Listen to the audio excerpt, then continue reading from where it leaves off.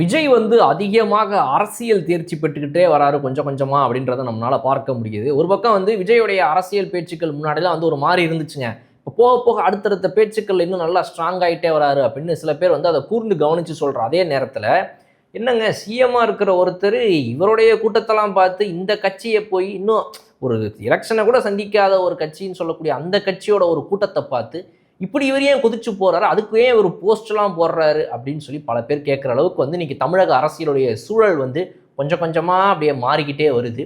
So அதை பற்றி விஜய் அவர்கள் வந்து ஒரு ரிப்ளையும் போட்டிருக்காரு இன்னைக்கு. அதாவது மாநாடு அப்படின்ற வகையில் வந்துட்டு முப்பெரும் மாநாடுன்னு சொல்லி முப்பெரும் விழான்னு சொல்லி திமுக நடத்தக்கூடிய அந்த இதுக்காக திடீர்னு ஒரு போஸ்ட்டை போட்டு, அதுவும் வந்து விஜய் அவர்களுடைய அந்த ஒரு திருச்சி வருகையை ஒட்டி அந்த ஒரு மணி நேரமாக திருச்சி ஸ்தம்பிச்சு போன அந்த நேரத்தில் உடனடியாக திமுகவுடைய சார்பில் இருந்து சிஎம் ஸ்டாலின் அவர்கள் பேஜில் வந்து அவர் போட்ட அந்த ஒரு ட்வீட் நிறைய விஷயங்களை கிளப்பிச்சதை தான் வந்து நம்ம இந்த வீடியோவில் பேச போகிறோம். விஜயுடைய திருச்சி கூட்டம் நடந்ததுக்கு அப்புறமா பெரம்பலூர் வரைக்கும் போய் அந்த மக்களை பார்க்க முடியாமல் நடந்த ஒரு சம்பவம் வந்துட்டு தமிழ்நாடு அரசியலில் ஒரு மிகப்பெரிய முக்கிய நாளாக வந்து கருதப்படுது.